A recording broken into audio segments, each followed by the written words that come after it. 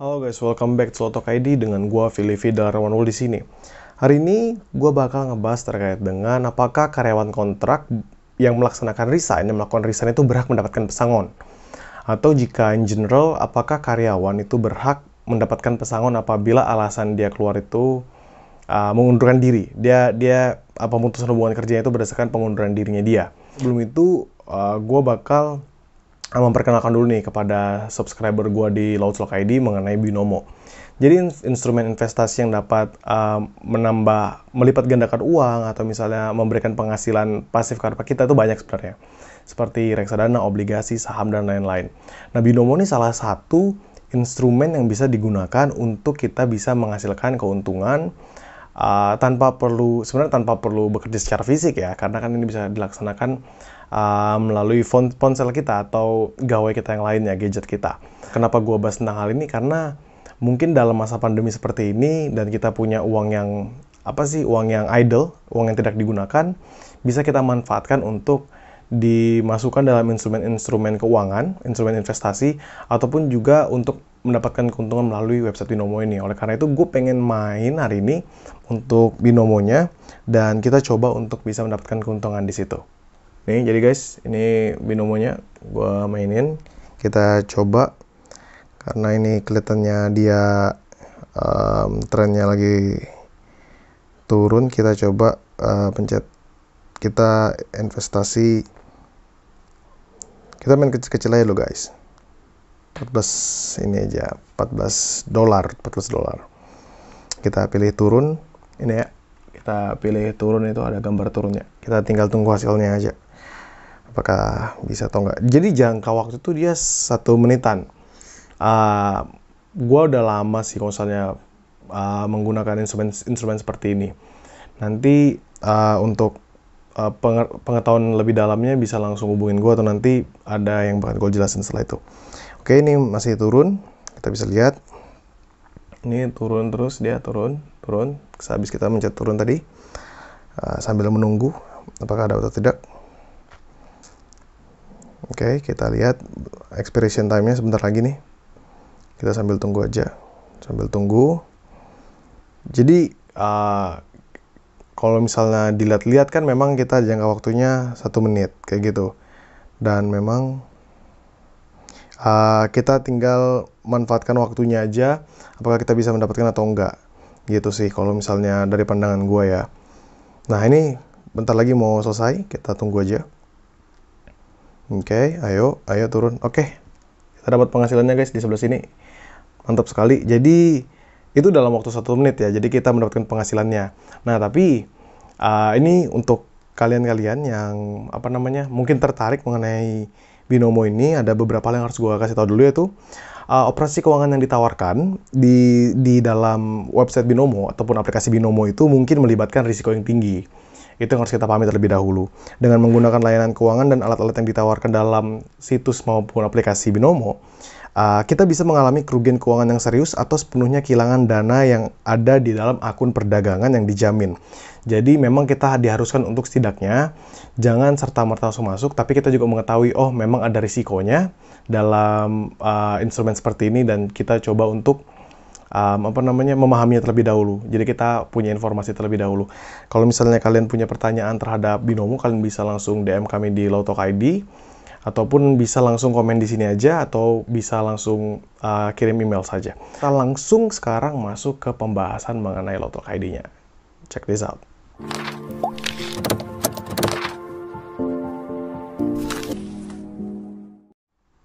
Nah, jadi kalau misalnya kita ngelihat ya, karyawan kontrak dan karyawan, kita coba bahas yang karyawan kontrak dulu. Karyawan kontrak itu dia didasarkan PKWT, perjanjian kerja waktu tertentu. Maksud dari perjanjian kerja waktu tertentu adalah sudah ditetapkan waktunya dan juga jenis pekerjaannya, yaitu pekerjaan-pekerjaan yang memang tidak langsung merujuk pada suatu kegiatan operasional yang utama. Dia memang pekerjaan-pekerjaan yang disyaratkan dalam Undang-Undang Ketenagakerjaan. Nah, pasal 56 ayat 1 UU nomor 13 tahun 2003 itu UU tentang Ketenagakerjaan menjelaskan bahwa Perjanjian kerja waktu tertentu itu didasarkan atas jangka waktu atau selesainya suatu pekerjaan tertentu. Jadi ada dua, yaitu pertama di jangka waktu dan juga pekerjaan tersebut telah selesai. Nah, pekerja kontrak atau PKWT hanya dibuat untuk pekerjaan tertentu yang menurut jenis dan sifat pekerjaannya akan selesai dalam waktu tertentu. Apa aja sih sebenarnya? Pertama itu adalah pekerjaan yang sekali selesai atau yang sementara sifatnya. Lalu pekerjaan yang diperkirakan penyelesaiannya dalam waktu yang tidak terlalu lama dan paling lama 3 tahun. Lalu pekerjaan yang bersifat musiman, dan pekerjaan yang berhubungan dengan produk baru, kegiatan baru, atau produk tambahan yang masih dalam percobaan. Jadi itu adalah jenis-jenis pekerjaan yang dapat dimasuki oleh para pekerja PKWT. Nah, apabila jenis pekerjaan tadi sesuai, maka kita perlu tahu beberapa hal. Misalnya, kita dalam saat ini adalah seorang karyawan kontrak. Kalau misalnya tadi jenis pekerjaannya itu adalah sesuai dengan job desk kita, maka ada beberapa hal yang harus kita ketahui. Pertama itu adalah PKWT itu tidak pernah mensyaratkan adanya masa percobaan. Seandainya PKWT itu mensyaratkan adanya masa percobaan, maka PKWT itu berubah langsung menjadi PKWTT. Karena yang hanya bisa memberikan masa percobaan kerja adalah PKWTT. Pun kalau misalnya kita jadi karyawan kontrak dan kita ada masa percobaannya itu batal demi hukum. Sehingga dalam probation tadi atau masa percobaan tadi itu dihitung seperti waktu bekerja seperti biasa. Nah, lalu PKWT itu dapat diperpanjang atau diperbaharui. Tetapi untuk jenis pekerjaan yang bersifat musiman dan pekerjaan yang berhubungan dengan produk baru, kegiatan baru dan produk tambahan tidak dapat dilakukan pembaharuan. Pembaharuan kerja ini hanya dapat diadakan setelah melebihi tenggang waktu 30 hari setelah PKWT yang lama berakhir dan hanya boleh dilakukan satu kali untuk waktu paling lama 2 tahun. Jadi ini ada ketentuannya di dalam undang-undang, dan juga untuk penjelasan hari ini gue sadur langsung dari hukum online. Jadi gue mendapatkan sumbernya dari hukum online. Kalau misalnya kalian penasaran dengan hukum online, kalian bisa search di internet hukumonline.com. Di situ kalian bisa mendapatkan terkait materi-materi, berita, dan juga jawaban-jawaban terhadap pertanyaan hukum seperti umumnya. Nah, lalu yang perlu kita ketahui sekarang adalah jika misalnya kita bekerja sebagai karyawan kontrak, itu ada masa paling lamanya ya, yaitu adalah PKWT itu paling lama 2 tahun. Jadi 2 tahun. Kalau misalnya mau ditambah gimana? Bisa. Kalau misalnya mau ditambah adalah diperpanjang 1 kali, yaitu untuk jangka waktu paling lama 1 tahun. Jadi total kalian kerja, seandainya kalian karyawan kontrak, adalah 3 tahun. Sebenarnya begitu. Dan juga kalau ternyata dilanjutkan kembali, kan berarti sudah nggak bisa PKWT. Jadi perusahaan harus mengangkat menjadi karyawan tetap gitu. Sehingga kalian pertama, sebelum kita masuk ke bagian pesangon tadi ya, kita udah tahu dulu, oh ternyata PKWT itu 2 tahun plus 1 kalau diperpanjang. Tapi sebenarnya itu banyak banget cara-cara licik, bukan licik sih sebenarnya, cara-cara yang sering sekali digunakan oleh bagian personalia atau HRD, yaitu untuk bisa menghitung ulang dia memberikan jarak. Itu nanti kalian akan tahu sendiri kalau misalnya kalian sudah bekerja. Itu bagi karyawan kontrak. Jadi dia bisa mengontrak terus-menerus dengan catatan dia memberikan jangka waktu 1 bulan potongan. Jadi misalnya 2 tahun kerja, terus habis itu 1 bulan ini skip, jadi kita nggak ada kita tetap bayar dia, tapi nggak dihitung dalam masa kerjanya.